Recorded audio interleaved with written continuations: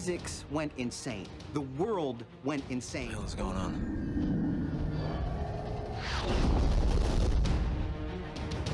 So, what caused the blackout? क्या होगा जब एक दिन अचानक दुनिया से इलेक्ट्रिसिटी ही खत्म हो जाएगी। बिजली से चलने वाली दुनिया की हर एक चीज अब बंद पड़ चुकी थी। शहर के शहर बदल गए, आसमान से प्लेन्स नीचे गिरकर क्रैश करने लगे। अब इस बदलती हुई दुनिया के बीच एक ग्रुप क्या सरवाइव कर भी पाएगा? चलिए शुरू से जानते हैं आज की जबरदस्त सीरीज रेवोल्यूशन में, जो कि कंप्लीट सीरीज इसी एक वीडियो में पूरी हो जाएगी। अब कहानी की शुरुआत शिकागो शहर से होती है, जहाँ की अब तक दुनिया बिल्कुल नॉर्मल थी। किसी को भी नहीं पता कि आज की रात जो कुछ भी होने वाला है उससे सब कुछ हमेशा हमेशा के लिए बदल जाएगा। अब यहाँ पर हमें एक फैमिली दिखाई जाती है, जिसमें चार्ली टीवी पर कार्टून देख रही थी, उसका छोटा भाई डैनी गेम खेल रहा था और उनकी मॉम रेचल फोन पर बिजी थी कि तभी उसका पति बेन घबराया हुआ घर आता है और उन्हें बताता है कि अब उनके पास ज्यादा टाइम नहीं बचा। रेचल पूछती भी है कि अचानक से उसे क्या हो गया, लेकिन बेन तो यहाँ अपने छोटे भाई माइल्स के पास फोन करता है। माइल्स जो कि अपनी गाड़ी में अपने दोस्त के साथ कहीं बाहर जा रहा था। अब बेन घबराकर उसे भी बताता है कि जल्द ही पूरी दुनिया में अंधेरा छाने वाला है और फिर कभी कुछ शुरू नहीं होगा। माइल्स कुछ भी समझ पाता कि उसके पहले ही अब बेन और माइल्स दोनों के ही फोन्स अपने आप बंद पड़ गए थे। वही बेन के पूरे घर में लाइट्स ब्लिंक होने लगती है, तो वो जल्दी से अपने लैपटॉप में कुछ फाइल्स को डाउनलोड कर उन सभी को एक यूएसबी पेन ड्राइव में लोड कर लेता है। और फिर बेन ने उस पेन ड्राइव को एक लॉकेट में छिपा दिया था, यानी कि ये पेन ड्राइव उसके लिए बहुत जरूरी है। वहीं दूसरी ओर हाईवे पर माइल्स और उसका दोस्त अपनी कार से निकलते हैं। वे देखते हैं कि उनके पीछे रुकी हुई गाड़ियों की लाइन लगी हुई थी, जिनकी हेडलाइट्स अब एक के बाद एक अपने आप बंद हो रही है। यही नहीं, आसमान से प्लेन्स भी नीचे गिरकर क्रैश हो रहे थे। पूरी दुनिया में हर तरफ कोहराम मच गया, आसपास के ट्रांसफॉर्मर्स फटने लगे और यहाँ से अब पूरी ही पृथ्वी की लाइट्स एक एक कर बुझने लगती है। देखते ही देखते पूरी दुनिया भर की सारी लाइट्स अब बंद हो चुकी थी। पूरी दुनिया आज के बाद से हमेशा के लिए बदलने वाली थी, क्योंकि अब से दुनिया में ना कोई लाइट्स होंगी, ना ही गाड़ियां चलेंगी और ना ही कोई ऐसा डिवाइस काम कर पाएगा जिसे कि चलने के लिए इलेक्ट्रिसिटी की जरूरत पड़ती है। अब मानव इतिहास को बदलने वाली इस घटना को पूरे 15 साल बीत चुके हैं। उस दिन ब्लैकआउट के बाद कभी इलेक्ट्रिसिटी वापस आई ही नहीं। बिजली से चलने वाली सभी चीजें बेकार हो गई। लोगों की गाड़ियां, जेट इंजन्स, एयरलाइंस सब कुछ बर्बाद हो गया।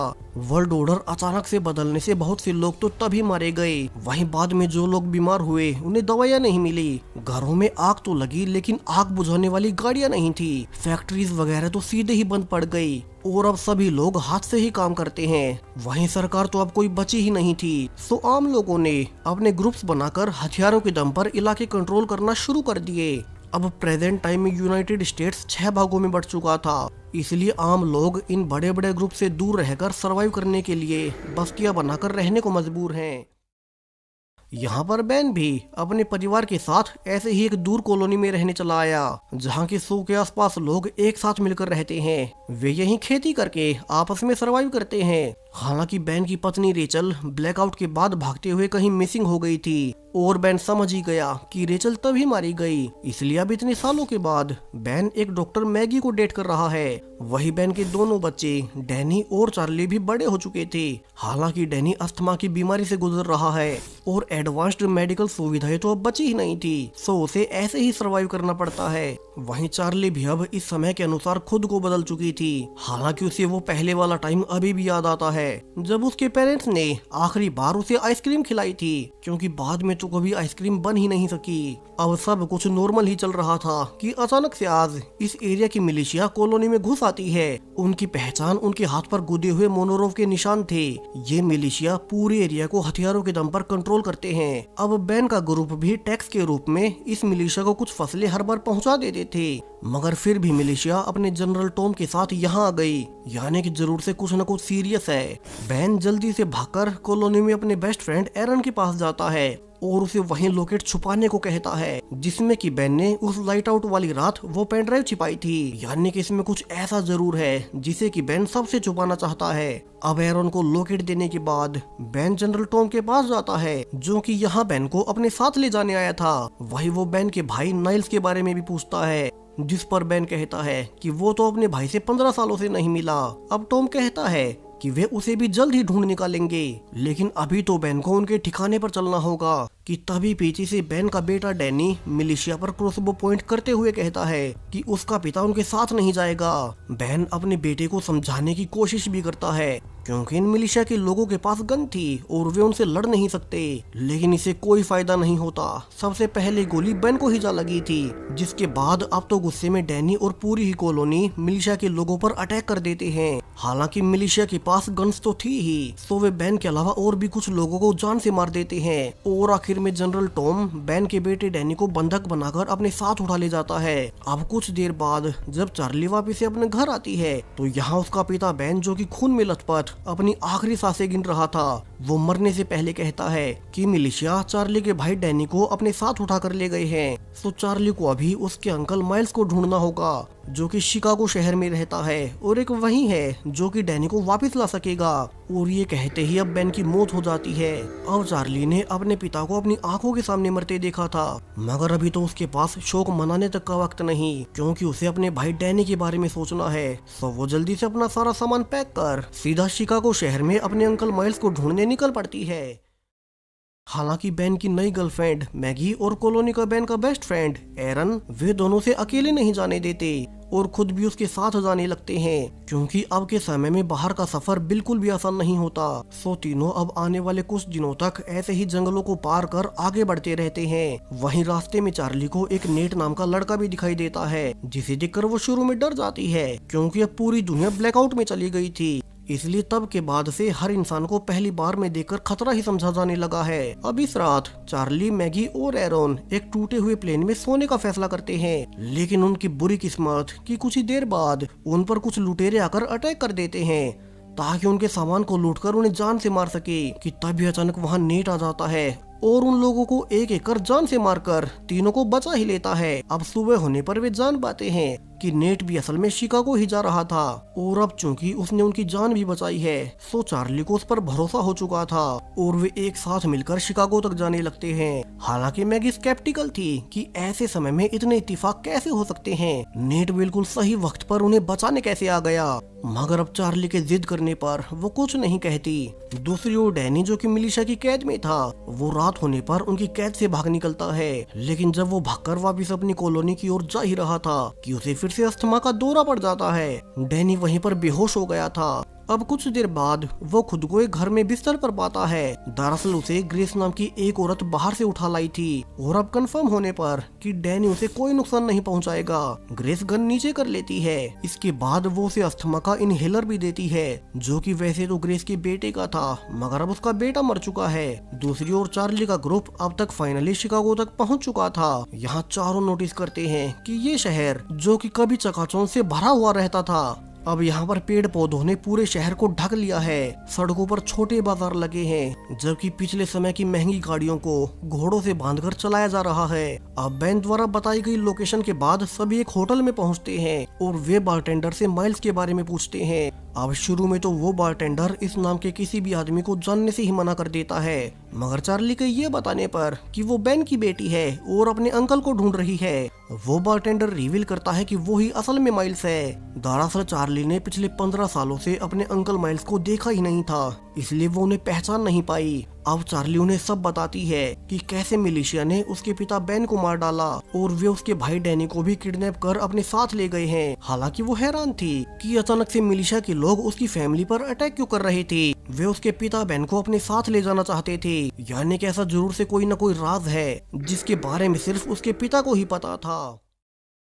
मगर अभी तो उसे अपने भाई डैनी को बचाना है, इसलिए वो माइल्स से मदद मांगती है कि माइल्स उनके साथ चलकर उसके भाई को वापस लाने में मदद करे। अब माइल्स कहता है कि बेन असल में 15 साल पहले उस ब्लैकआउट की असली वजह के बारे में जानता था, और मोनोरोव, जो कि मिलिशिया का लीडर है, वो असल में पूरे अमेरिका पर नहीं बल्कि पूरी दुनिया पर कब्जा करना चाहता है। तो पूरी दुनिया को कंट्रोल करने के लिए उसे हथियारों, टैंक्स और हेलीकॉप्टर्स की जरूरत पड़ेगी, इसलिए ही वो बेन को पकड़ने आया।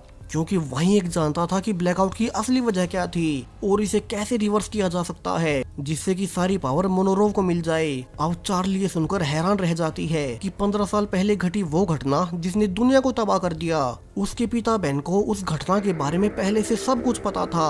वहीं माइल्स हैरानी में डैनी को वापस लाने में उसकी मदद करने से मना कर देता है क्योंकि ये काम बहुत रिस्की है और वे अकेले मिलिशिया का सामना कैसे ही करेंगे। अब चार्ली से बहुत निराश थी कि उसके अंकल ही उनका साथ नहीं दे रहे और वो अपने ग्रुप के साथ वापस जाने लगती है कि इसी बीच माइल्स नोटिस करता है कि नेट जो कि उनके साथ शिकागो तक आया था, उसके हाथ पर भी मिलिशिया का निशान बना हुआ है, यानी कि वो मिलिशिया का ही मेंबर है और वो चार्ली और उसके दोस्तों के साथ मिलकर माइल्स तक पहुंचना चाहता था। माइल्स असल में मिलिशिया से छुपकर यहाँ रह रहा था।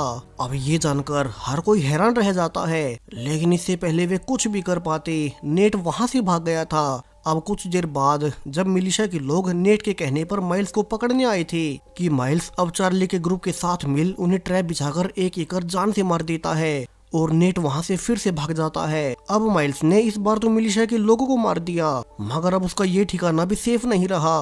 सो वो फाइनली चार्ली के साथ डैनी को छुड़ाने के लिए मान ही जाता है। चार्ली से बहुत खुश थी और माइल्स उसी ब्लैकआउट वाली रात को याद करने लगता है जब सारी दुनिया में अचानक अंधेरा छा जाने के बाद वो अपने दोस्त के साथ कार से बाहर निकला।